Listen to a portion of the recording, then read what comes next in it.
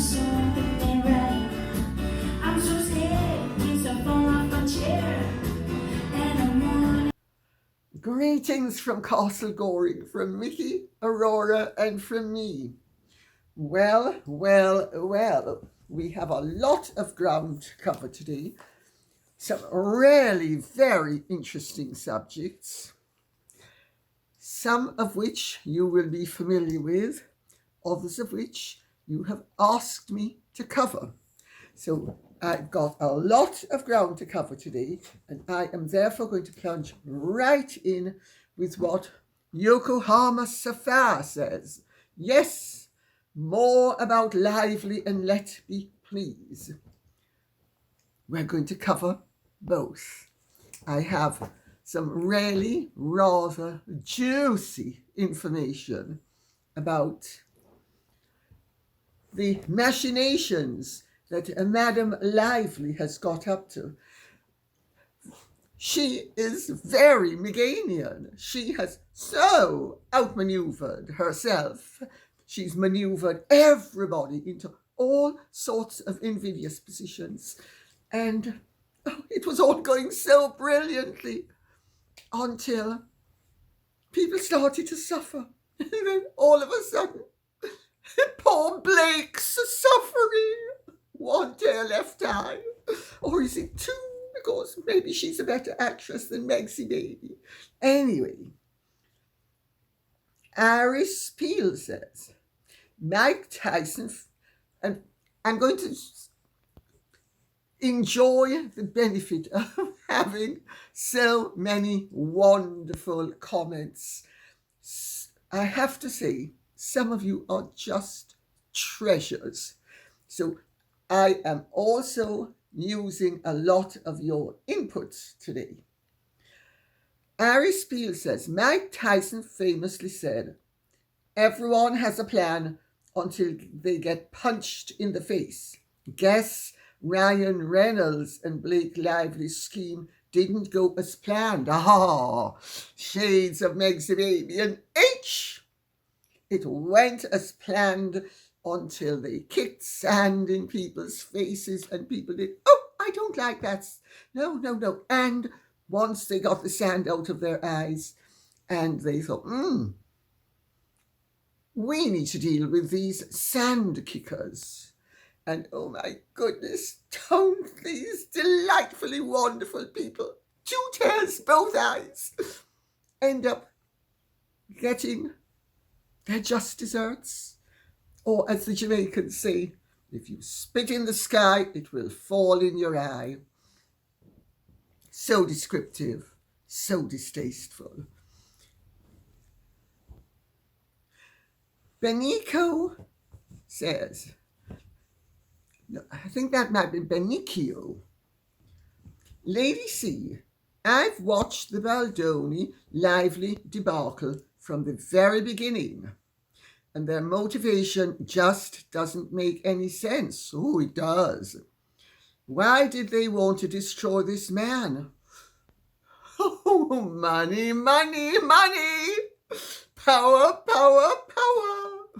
Oh, and this is going to be such a fabulous movie. And we're going to be able to steal the sequel from him and make another one.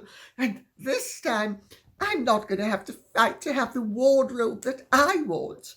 I'm just going to have the wardrobe that I want without having to worry about wretched Justin Baldoni. Oh, let me continue. They wanted to decimate his career. No. Decimation, my dear, which people don't seem to understand. Decimus, 10. Decimate is a tenth. They wanted to destroy his career, not decimate it. They didn't want to leave him with 90%. Decimation comes from the ancient Roman army, where a decimation was a punishment. 10 of everything would be confiscated, executed, whatever. They wanted to destroy, not decimate, his career, his reputation, and ultimately bankrupt him. obviously very astute. This is so personal that I just keep wondering why this incredible level of unrestrained hatred. Money, money, money. The overkill is so flagrant, it sure makes you ponder what could possibly drive this much evil towards one man they barely even knew. Oh, they knew him far too well.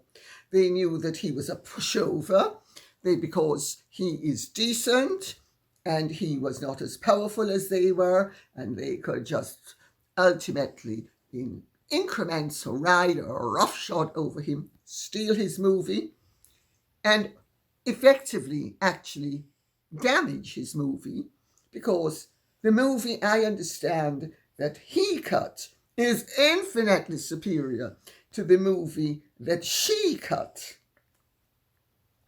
And had he had his way, the BlakeLively character would not have looked like the bizarre scrubber, really odd creature that she looks. Because I have seen, although I haven't seen the movie, I've seen the costumes.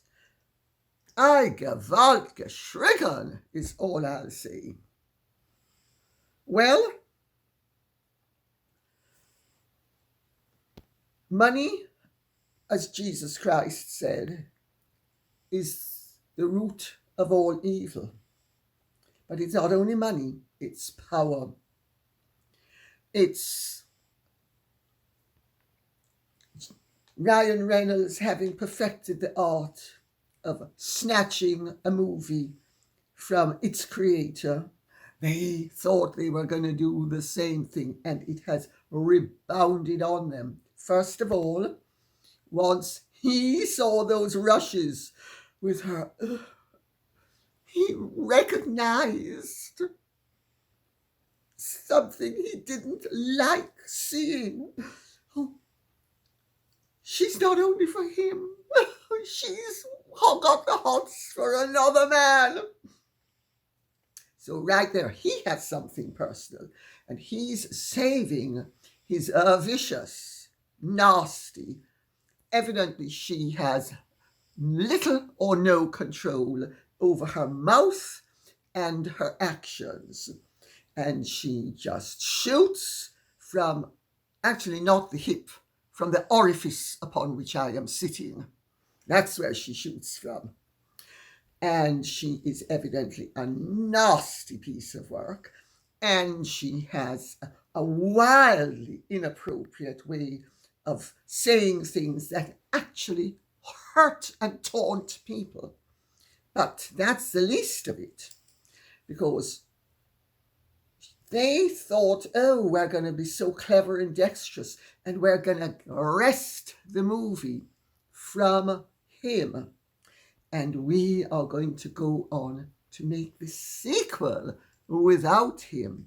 We are going to, because Blake and Ryan thought that Blake was fabulous, and therefore any stupid idea she came up with was going to be a lot better than Justin Baldoni.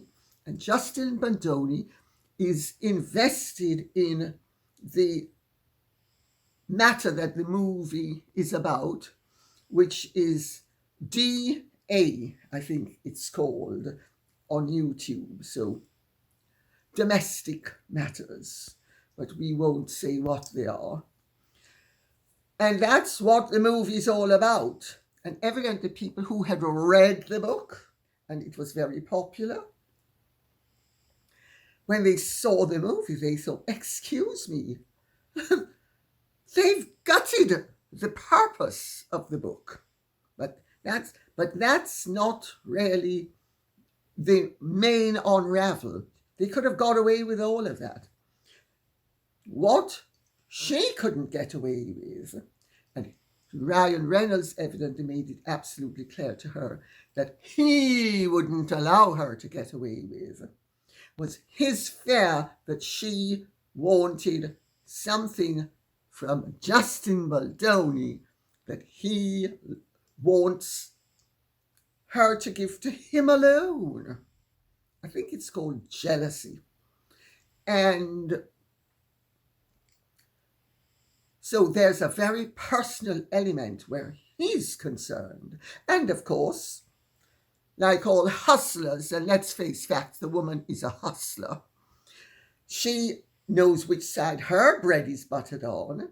And since Justin Baldoni wasn't as big a star, so even if she had, shall we say, consummated any desire she had for him, and he had no interest in her, so there was no prospect of it. But even then, I don't think that she was going to make the leap from Mr. A-list to Mr. Aspirant for the A-list.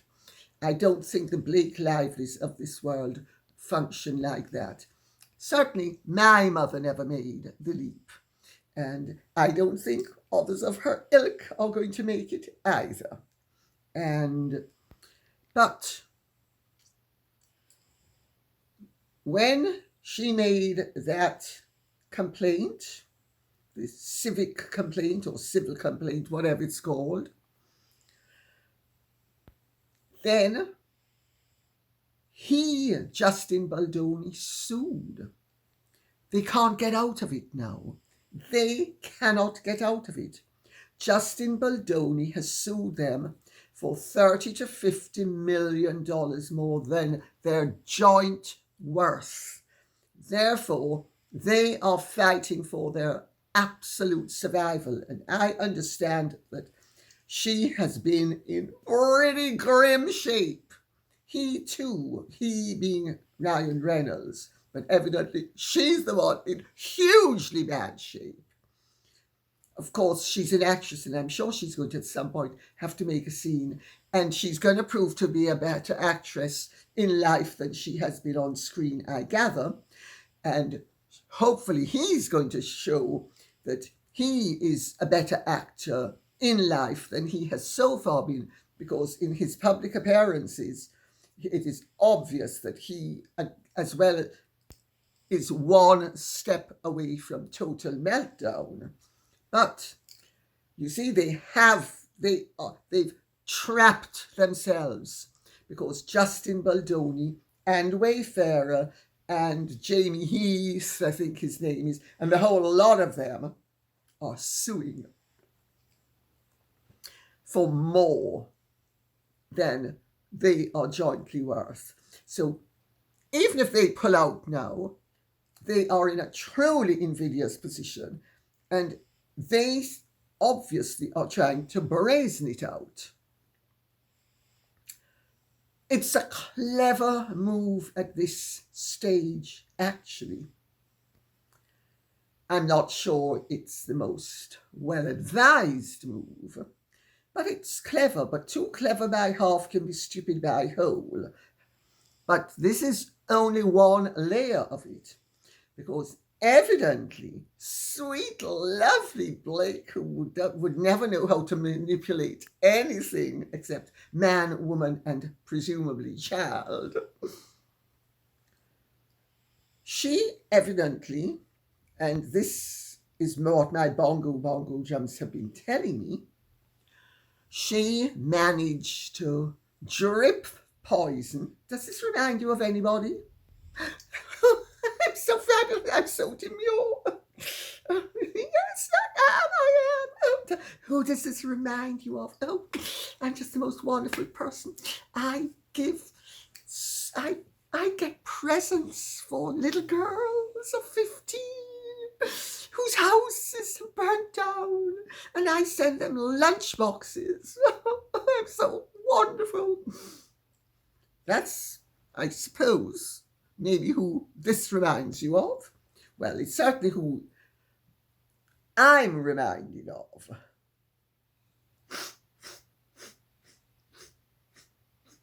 I gather BlakeLively doesn't drink, incidentally.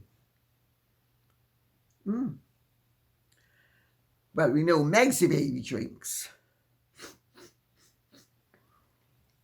However,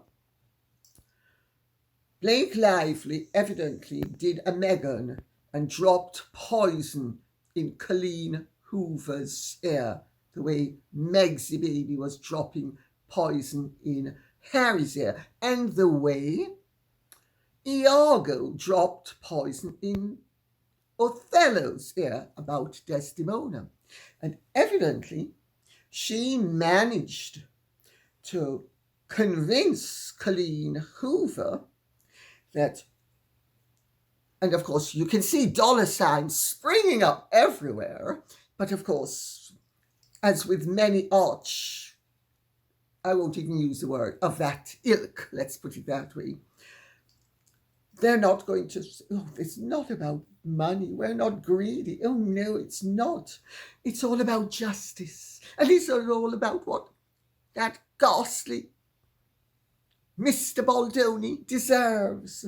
So she is there feeding or dropping poison in Colleen Hoover's ear, and it suits Colleen Hoover. And evidently, she comes up with the scheme that if they can wrest the rights for the sequel away from Justin Baldoni, that BlakeLively will star in the sequel, which I think is It Starts With Us. Well, of course, Colleen Hoover now sees all those dollar bills she's going to be able to hoover up. And she and Blake are great friends. We're girls together. I mean, feminine solidarity can be even more poisonous than masculine solidarity. I'm sure any clever woman agrees with me on that point. And can be so malignant. Men are nowhere near as scheming and nasty as women can be when we want to show that we are Amazonian and the men are just men. And so that's what happened there. And Colleen Hoover is encouraged to set up her own production company, which is called Heartbones Entertainment, which she does with Lauren Levine, a producer. Now, all of this takes time. So we're now in August, and they're setting it up, and they're all absolutely confident that they are going to and will bury Justin Baldoni. But how can they wrest the rights from Justin Baldoni? There's only one way of doing it. The clause, the morals clause, which is why she had to come up with harassment. And that is why the subject of harassment only came up late in the game once BlakeLively knocked heads with Colleen Hoover to wrest the rights away from Justin Baldoni, because there's a contract. In all the contracts, there is a morals clause.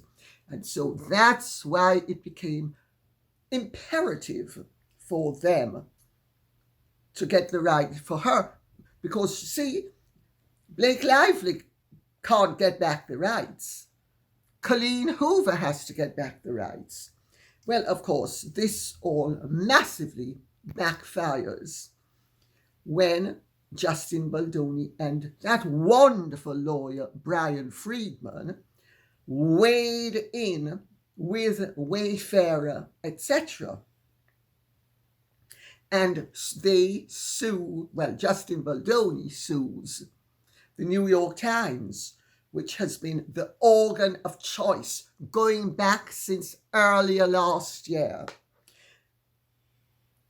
So then, of course, the fallout is that now my information is that Colleen Hoover is heading for the hills. I think she has a companion called Taylor Swift. They're both heading for the hills because they didn't calculate upon having all the fallout that has happened. Oh no, Taylor Swift was just going to remain besties, and now she is bitterly resentful that BlakeLively has used her. Wasn't resentful before. Evidently, Taylor Swift's name crops up very often for much of last year. Now, was BlakeLively totally using her? That's a possibility. I don't see what, aside from being a mean girl, good friend to another mean girl, what there was in it for Taylor Swift. I certainly see what there was in it for Colleen Hoover. But my understanding is that Colleen Hoover is really worried that she will have lost a lot of her readership because her books are about abuse and the survivors of abuse. And she is now exposed as somebody who colluded with the abuse of Justin Baldoni. Oh dear, oh dear. The tangled webs we weave when we set out to deceive. I wonder what Sir Walter Scott would have to say about all of this. And now we will move on to what Barbara Perkins has to say. Meghan is desperate to distract from Tom Quinn's new book that discusses her invasive hugging of William every time they passed in a hall, which led to rumours of her disturbing flirting with him every chance she got, and his developing a cringe and avoidance of her.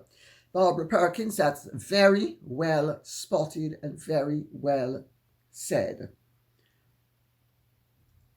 You only need to look at some of the photographs of them together to see Meghan looking yearningly at William. And my understanding is that Tom Quinn's information is very accurate.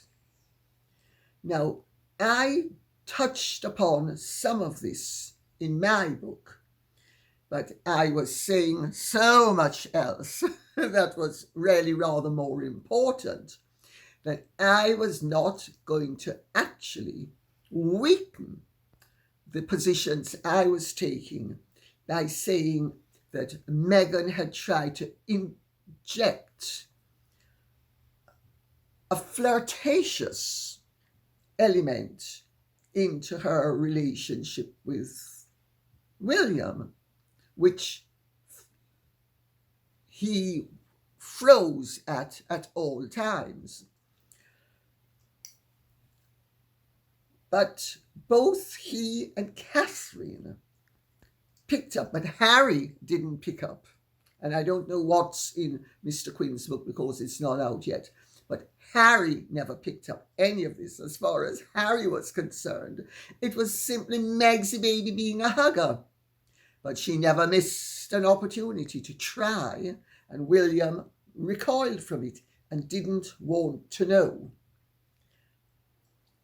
Quite right too, because Meg's baby is the type that had he responded, "Oh, H, I would have married you, but sorry, your brother wants to marry me instead.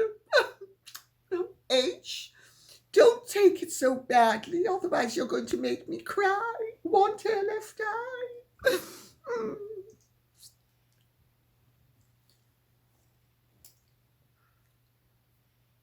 But I actually do not think that she is desperate to distract from this, because I think Megsy Baby loves everybody talking about her, even when she doesn't like what's being said. So, and of course, she's not going to like anybody observing that her seductive techniques don't work with everyone. Well, she certainly had her hands full, and I understand it's not only her hands that were full, because they didn't call Harry BJ's Harry at the Palace for nothing. I just say that for what it's worth. Mia OJ says, oh, sorry, I'd missed out one. AP says, Lady C, I cannot wait to hear your thoughts on the black and white private Christmas card photo of the invisible kids. Mega Birch and Hair No More. And I'm going to read out the next one, which is Mia OJ says, Dear Lady C, did you read about the Architectural Digest article that featured Gloria Steinem's home, where the Christmas card featuring Huggy and Druggy, I love it, you guys are so wonderful, Huggy and Druggy, just love it, and the children was accidentally revealed, accidental incidentally is in quotation marks, where 3-year-old Lily bizarrely appears to have adult teeth. You mean the orthodontia starting so early? Maybe Megsy Baby didn't like the fact that the child had childish teeth, and maybe the child has to look like her, so the child has to have orthodontia from the age of 3. I'm being facetious, by the way. Do you believe that the reveal was indeed accidental? This is one pig that's got lipstick on and it's flying for all it's worth. Do I believe it? Let me tell you something, my dear. Gloria Steinem is very clever, very shrewd, and there is no way Gloria Steinem was going to leave a Christmas card lying around accidentally. So let me continue.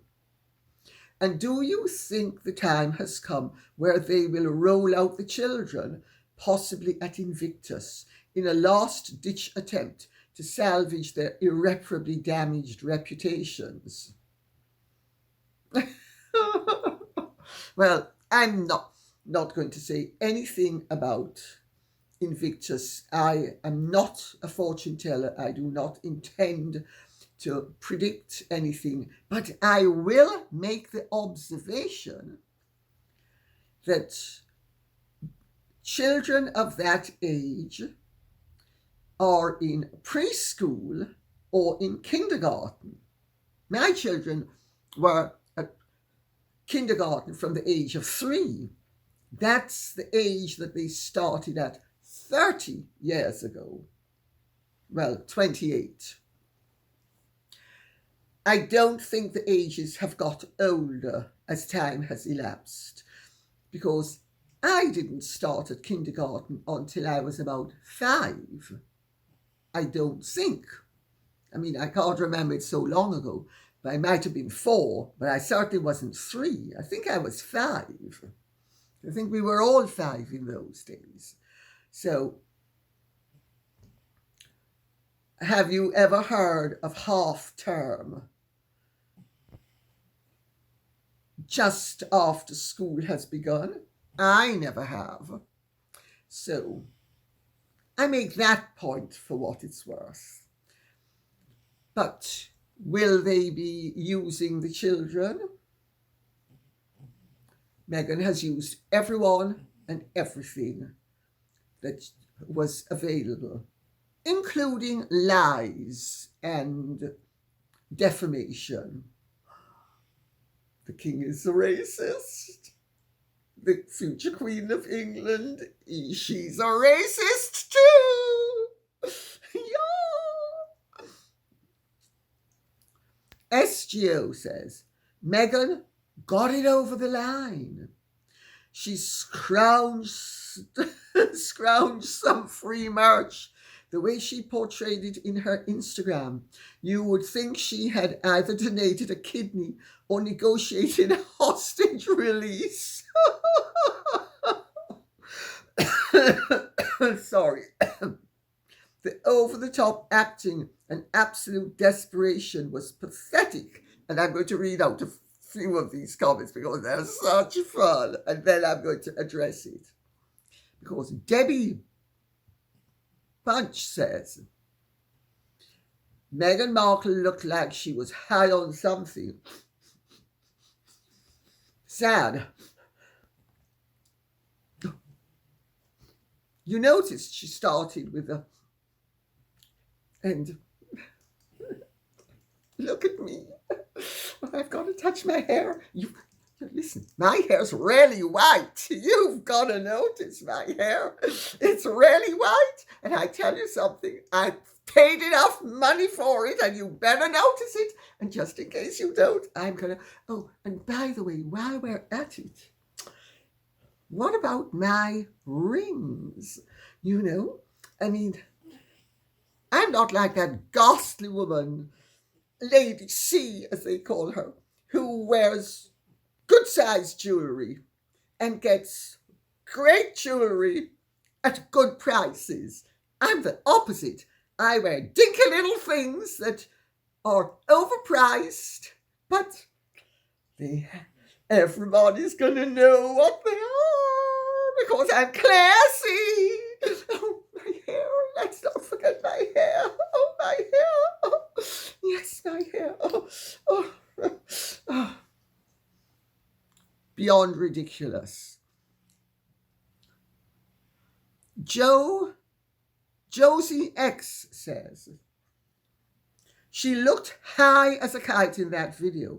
A bit of Coca-Cola before hitting the record button.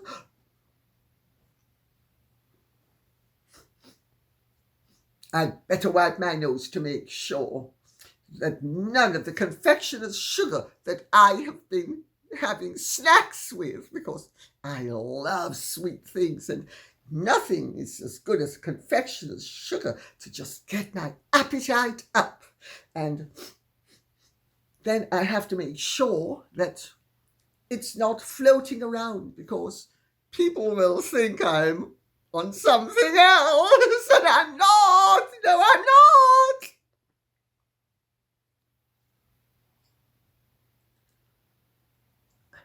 Beata Drera says, she took the advice wrong. She's referring to William Morris Endeavour and Netflix's advice to her, which was tone it down, make yourself more relatable, and try to get people to like you. Well, everybody's going to like me. I've got white hair. Yes, I do. I do. And I've paid good money for it, so it's mine. So anyway, she took the wrong advice. 21 times I, in 1 minute and a few seconds, someone counted it. Well, don't you think she was honest? Only 21 times she said I in a little bit over a minute.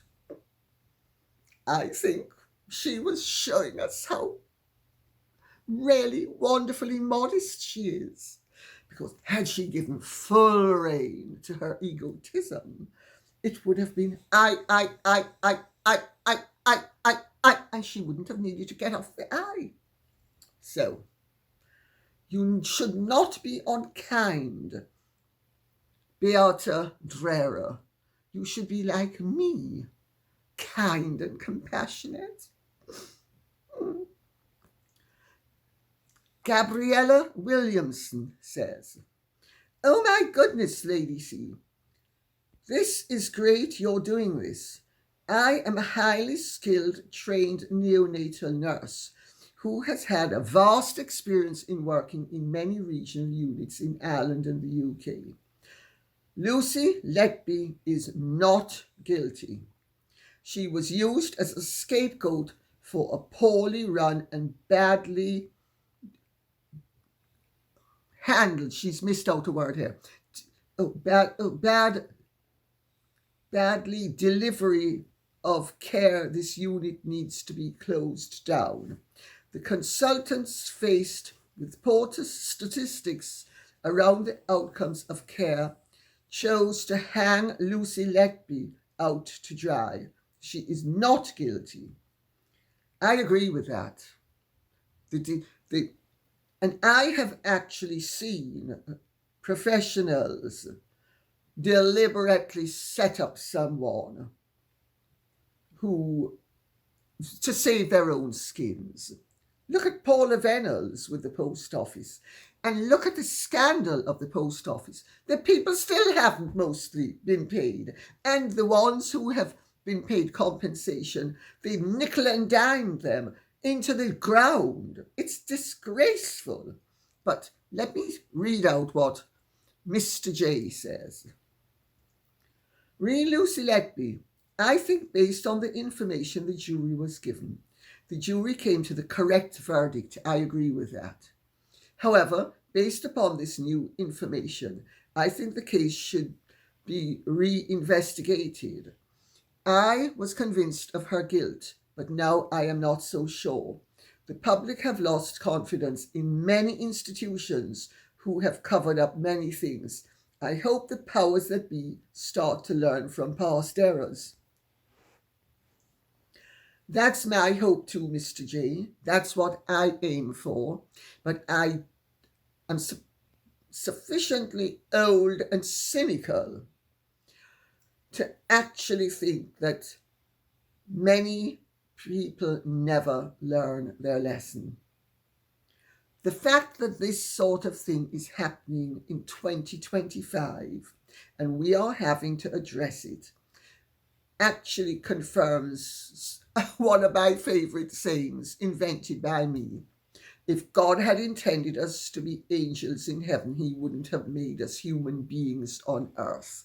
And something not made up by me is we are condemned to repeat our mistakes until we learn from them.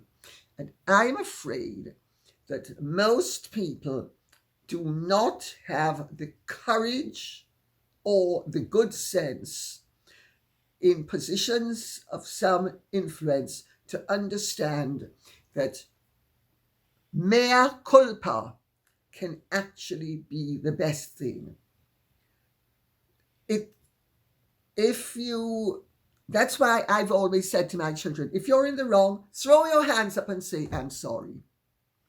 And admit you're wrong. First of all, it's the only way you can learn. And secondly, ultimately, people will respect the fact that you have actually been honest enough to not cover up for your lack of perfection. And nobody's perfect. My experience has been that when you're right, stick to your guns, and when you're wrong, make sure you don't. Most people, that's the opposite around. They when they're wrong, they insist they're right. So, but I hope that's why if we can create enough of a fuss so that the Lucy Letby case is handled quickly, that means she stands a good chance of getting out of prison. But you know, in the United States of America, in Florida, there was a notorious case, the Chris Maharaj case. Krishna Maharaj was I think the second or third leading racehorse owner in this country. He was originally from Trinidad. He was a Trinidadian Indian who came over here and made a vast amount of money, and he knew some of the Moo Youngs in Jamaica, and they met up in a hotel in Miami just to say hello. And the Moo Youngs were then done away with by Pablo Escobar, who evidently they were in a business with and skimming off, I think it was 1 cent on whether it was $1, $10, I don't remember.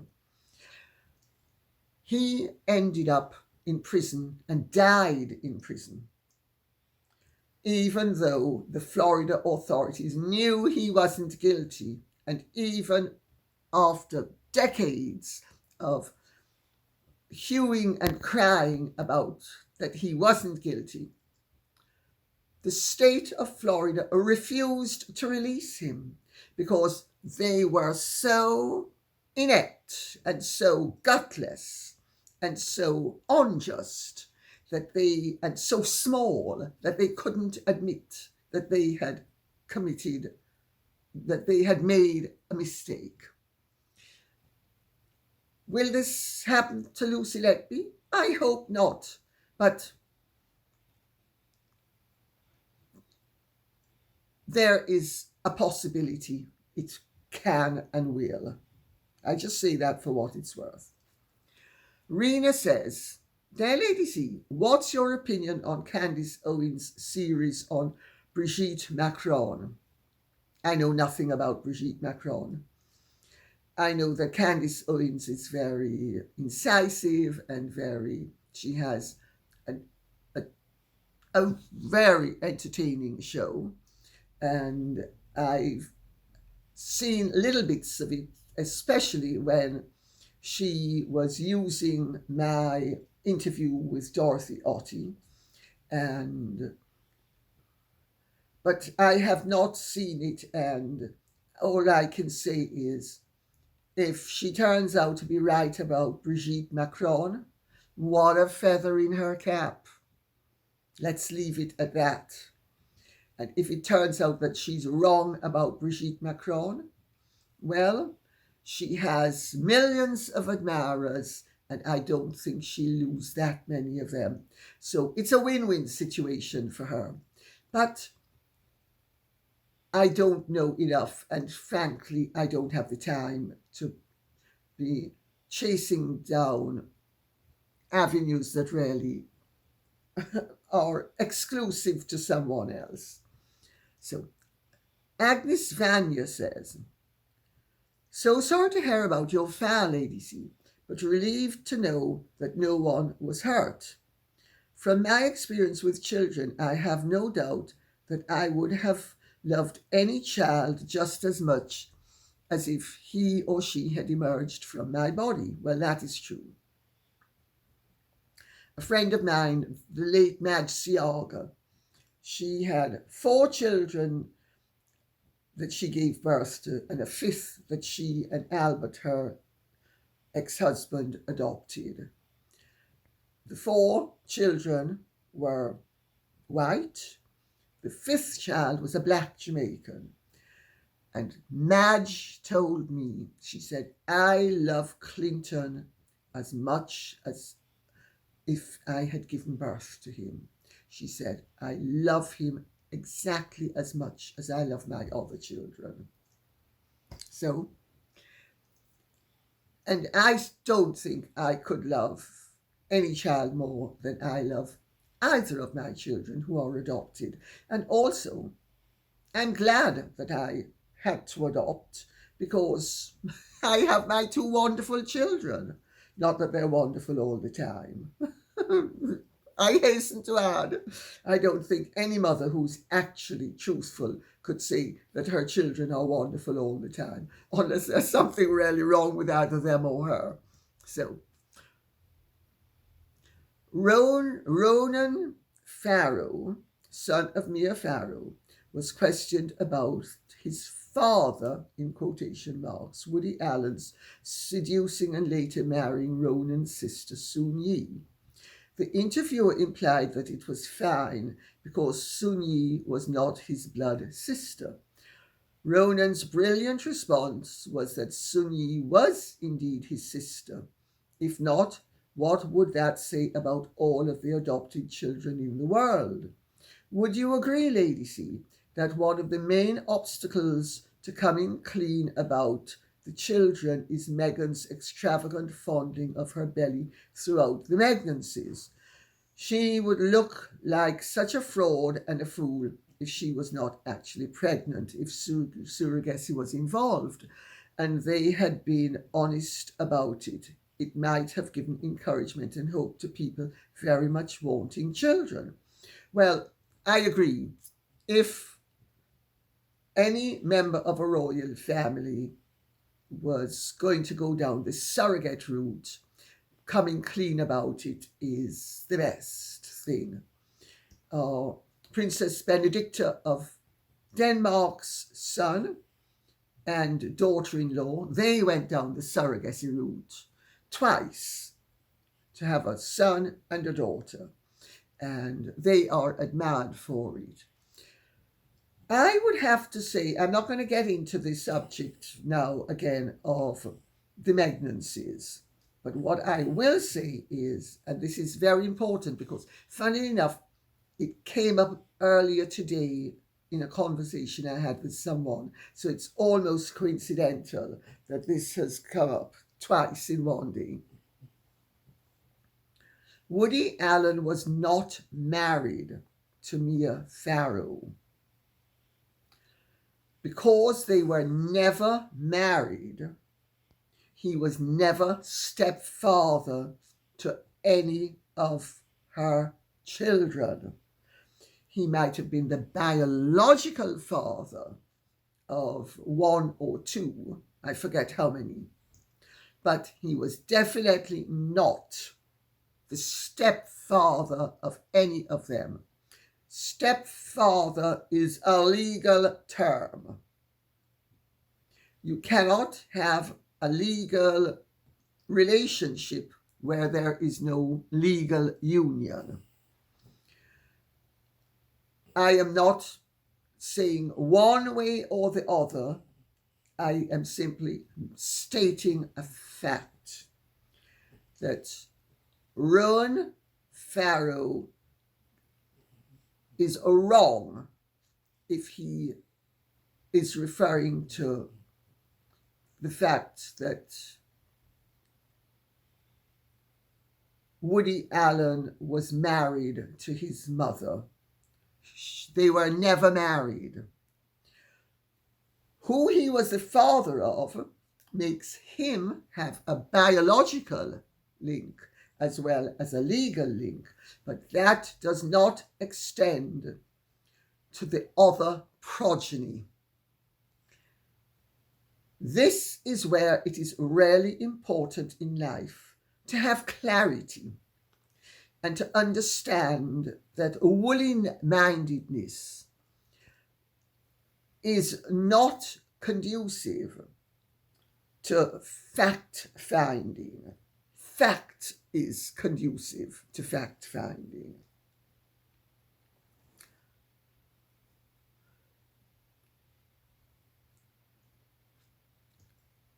I'm going to end with Richard W., who says,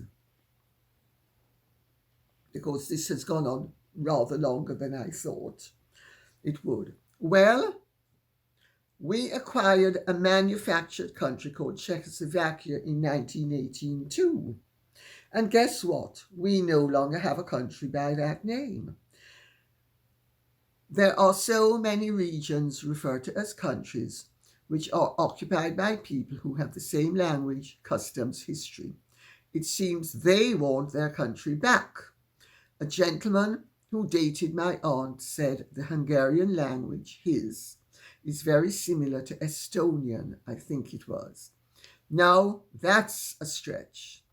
European history of the real estate of countries is a gobbledygook. And actually, I'm going to whiz through the other two because I had two more to cover. And well spotted, well observed.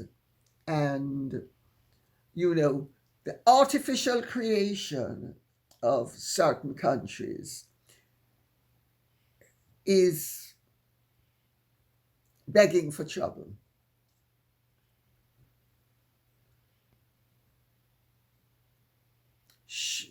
Shola Mitbo says, I heard on the GB News today that it was $200 billion that are missing, and that Mr. Vitaly Klitschko bought a house in London for £15 million.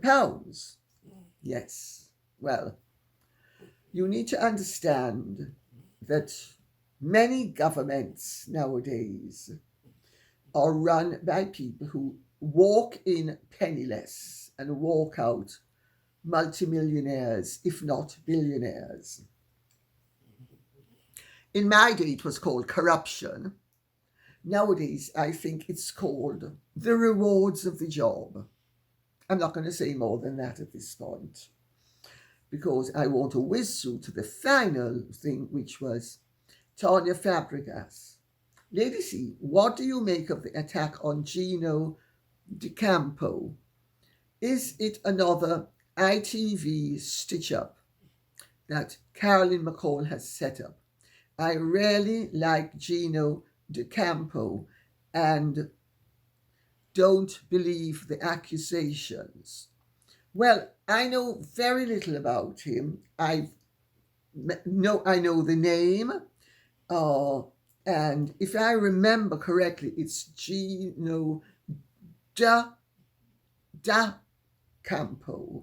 So it's D apostrophe ACAMPO. So it's Gino D'Acampo. He is an Italian celebrity chef. I don't look at chef programs. I'm too busy. And quite frankly, also, I'm not interested in learning how to cook more than I have to already cook. And I enjoy cooking, but I'm cooked out. And I have better things to do with my time, truth be told, than look at celebrity chef programs. If I'm going to do anything, I'll read a good book. But I certainly know who he is. I've actually seen him around at things because, to an extent, I'm in the entertainment world and so is he. And I've seen him at things, and my understanding is he's very charming.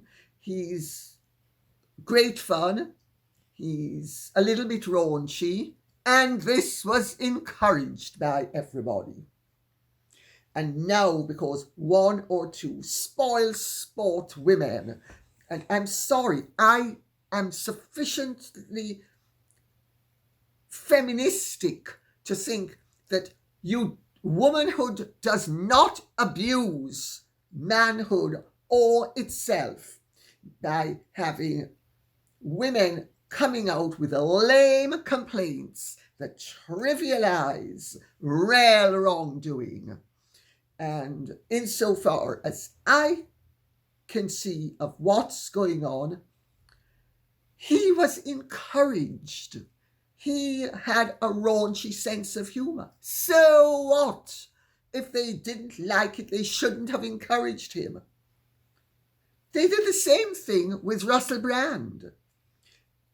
Now, he was a lot sleazier than Gino D'Acampo, because Gino D'Acampo has not been sleazy, insofar as I'm aware.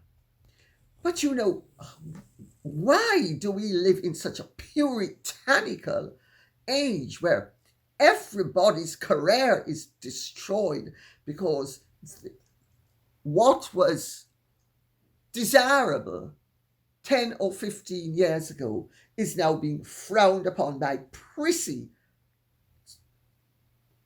disapproving, condescending. Sorry, ghastly. I think it's ghastly. I really do. And this is the sort of mentality that caused the Salem witch hunt and that causes other witch hunts. And We are living in an age that has become increasingly puritanical. When I was young, it was free love and peace and love bred a man, and peace and love and free love, and do anything you let it all hang out. Well, I never did. I was always a bit of a prude, but it doesn't alter the fact that, prudish though I could be in my own personal life, as long as people weren't really distasteful, you need to have a sense of humor in life, for goodness sake. And also, it's nice to be naughty. I'm sorry, it's nice to be naughty. It's what, why would his career be destroyed? Because 2 or 3 women have said that, gosh, I mean, I don't even want to go into what they've said because it's so ludicrous. I mean, it's just, don't we have better things to do with our time than destroy people's careers? Because 1 or 2 women decide down the line that they want to get attention for themselves and maybe a handsome payout, and they're going to make complaints. I'm sorry, I think there should be a statute of limitations on everything except murder, I think. That's the only fair way to go about things. And I sincerely hope he is not being thrown to the wolves. Of course, if they want to get rid of him, they will go along with it. If they want to get rid of him, maybe they have 1 or 2 other people on the back burner who will be, they think, able to replace him at half the price. Let's understand what sometimes goes on in the big bad world, especially when you're dealing with industries that are so motivated by the baseline, moolah, the accountants. And on that note, I'll say thank you very much for listening. I hope this has been of some interest to you. Please keep the questions and comments coming in so I will know what you would like us to be speaking about. Take good care. Godspeed. And if you have truly enjoyed this, would you care to like, share, subscribe, press the notification bell, and take good care. Bye-bye.